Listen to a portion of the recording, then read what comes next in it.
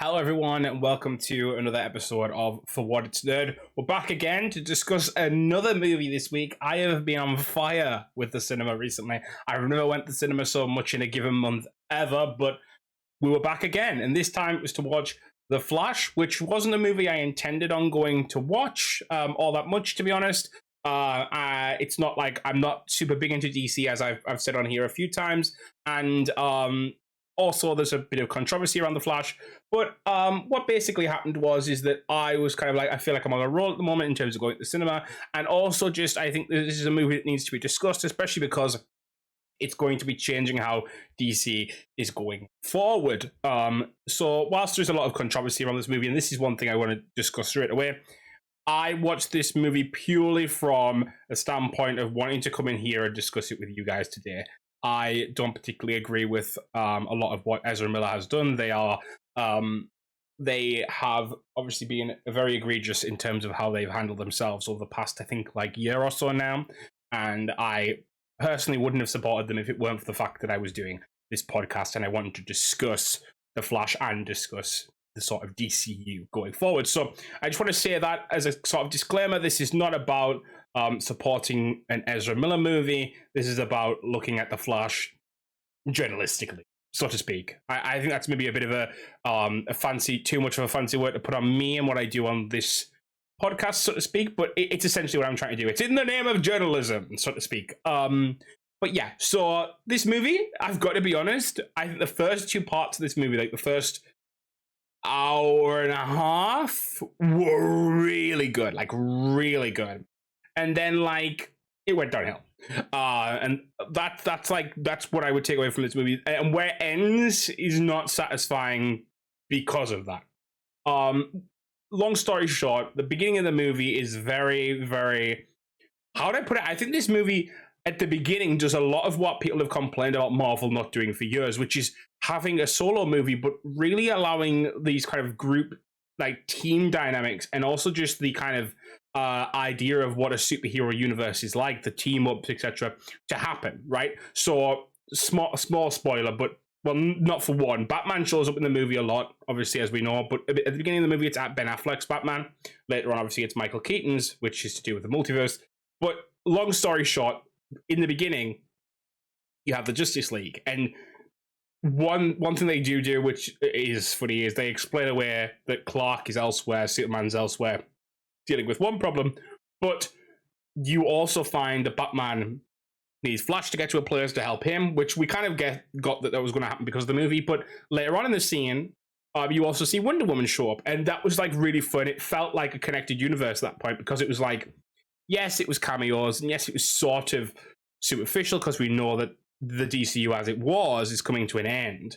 But it was really fun to see what like I said, what people have discussed about Marvel not doing for ages, which is just, why didn't this guy come and do this? Why didn't that guy come and do that? So it was like a thing. It was a thing where, like, actually they did that in this movie, and so that was a really great part of the movie. I thought I really liked how the movie opened, what the movie dealt with. I also liked that it really it gave you Barry's story in a really concise way that didn't, because let's be honest, The Flash has been done. Okay, not only did we kind of get what was going on with him in Justice League, the movie, so we know what this Barry has gone through, but the show, I mean, the Flash show lasted 9 seasons. We know the Flash's origins. Never mind, like, the older Flash show, etc., right? So, the Flash has been done. I'd argue almost similarly to Batman and Spider-Man at this point in terms of origin stories. Not like to great degrees, but you know what I'm saying. It's been done, as opposed to the one Aquaman movie origin we've had, if that makes sense. So like, I was like, great, like let's make this really concise. Let's move on. And the way they did it was narratively very intelligent because it moved the plot forward in this, obviously, because this is an adaptation of Flashpoint, which is obviously a big part in the comics where Barry changes time, right? Okay, so this is perfect. It fits in. Great story. We kind of know where it's going from the off. And I will say that despite there are some villains in this movie is about situational problems and Barry dealing with his inner demons rather than necessarily a specific villain, but it's a good. It's good. It's good in the fact that you don't get many superhero movies. Like, I think a lot of superhero movies are generally, oh, must deal with the big bad, and there was a bit of that in this, but the consequences of Barry's own actions are the reason as to why he has to deal with the problem he does. Long story short, Ezra Miller plays two characters in this. Barry as of now, like when the movie released time period, and an 18-year-old Barry as well, which again a lot of people saw in the trailers. But really well done, actually. I was quite surprised that the characterization of the two, yes, at times it's a bit gauche, but overall I think it was actually really well done, and it allowed you to really differentiate the two. Despite, yes, they had different haircuts and different attire, like, you could differentiate the two just on how they were delivering lines and what they were talking about, and like, one Barry would know a certain phrase, the other one wouldn't, and there was other things in there as well, but really, really strong in that regard. Going back again to Ben Affleck, even though he was in it for a very short part, I think he is kind of, in fact, I'm going to lump them together. Ben Affleck and Michael Keaton's Batmans in this were they were almost show stealers in their scenes. Like, I'm not saying that like their dialogue was Shakespeare, but I enjoyed every second that those two versions of Batman were on screen. Also, as well, there's a little cameo at the end with a third Batman. Well, technically there's other Batman, but there's a third Batman at the end of the movie that a lot of people are like, oh gosh, this is how it ended, which I find to be quite interesting. But long story short, I think I forget how her surname is pronounced, but Sasha, who is it Qual? I could be wrong. I'm sorry. I'm butchering the pronunciation of her name. But as Supergirl was very fun as well. She didn't have much time. There wasn't much plot development. They basically assumed that you should know who Superman is, so you can know who Supergirl is. Let's move on from there.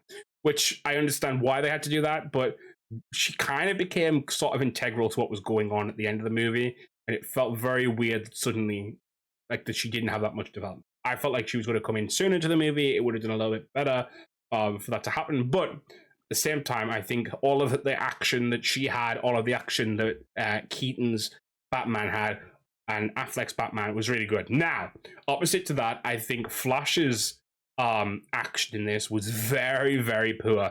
They've done well, I think, in the past with how Flash's Speed Force and his running looks. I think they've had it better in other mediums as well.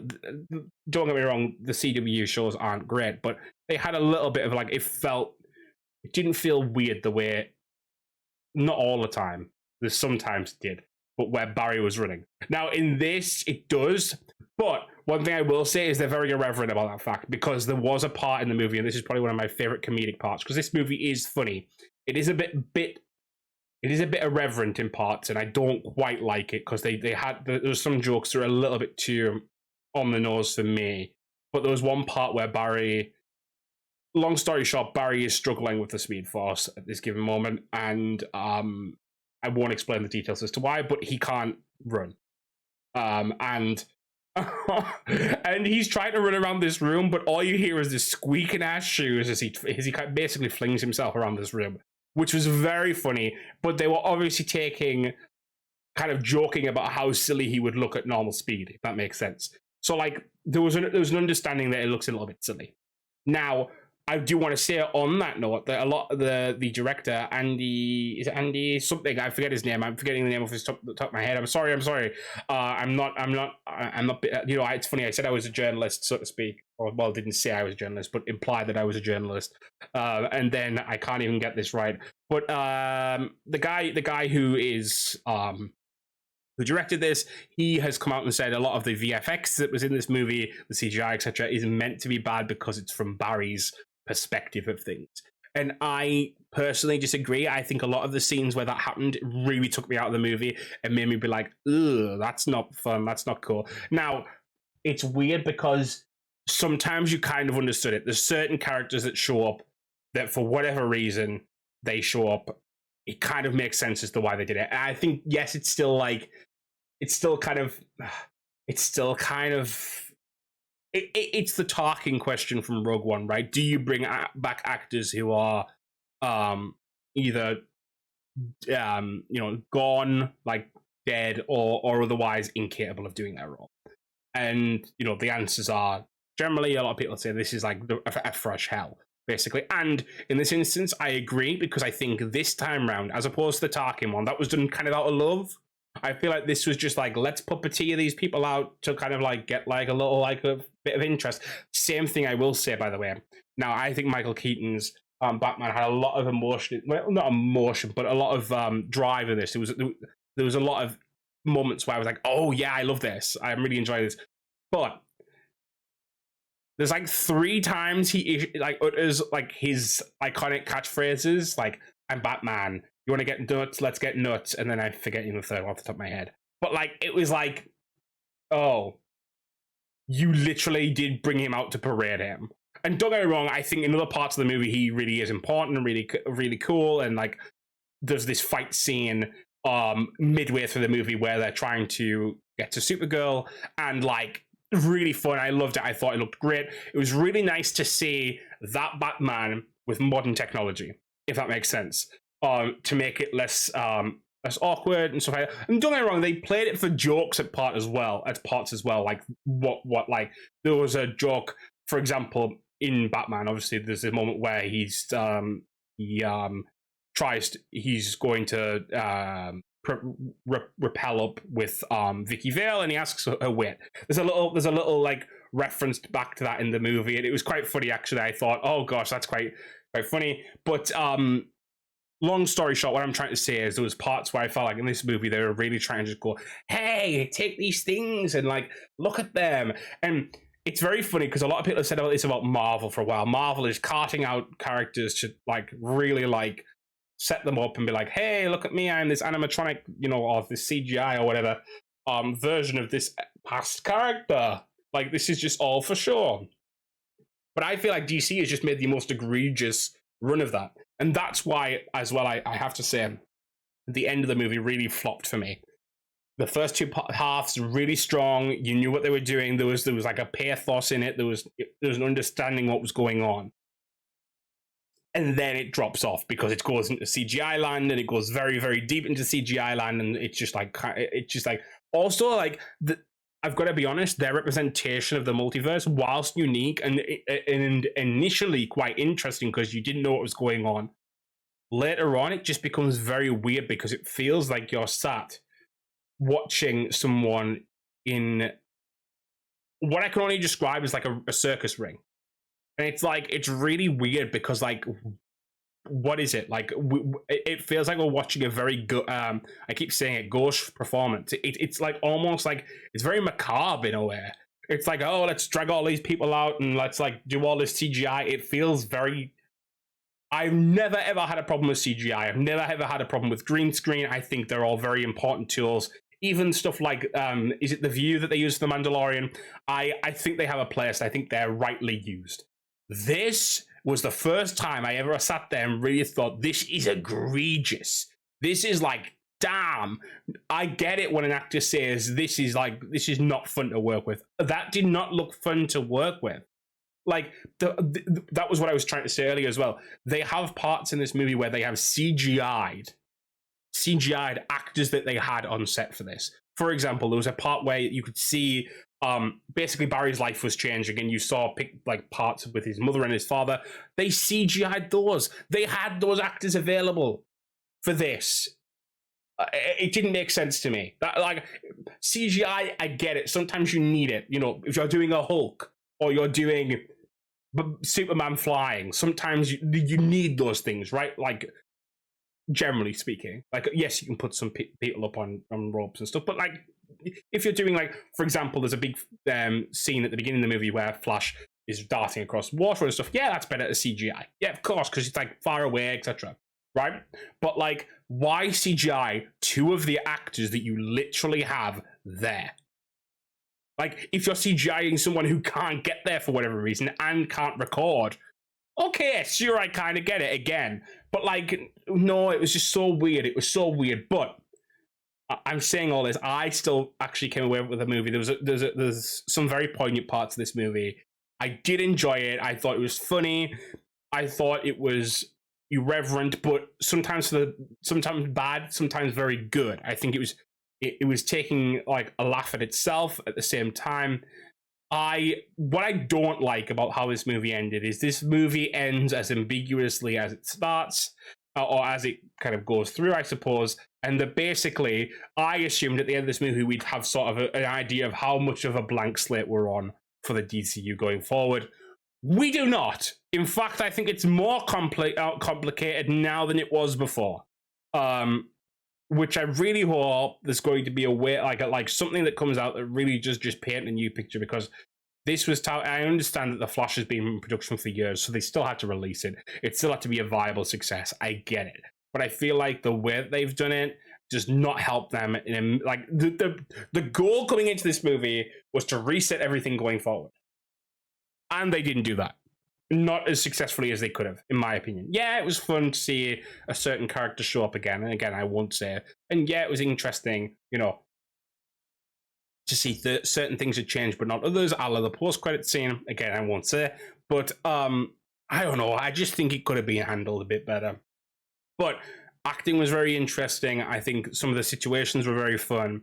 I think comic book wise, it's actually more accurate in some ways than other movies, and I will say that against Marvel. I think this was a really cool way of giving like a few cameos, but having those cameos mean that the world feels more real, more like other people can show up in other people's story.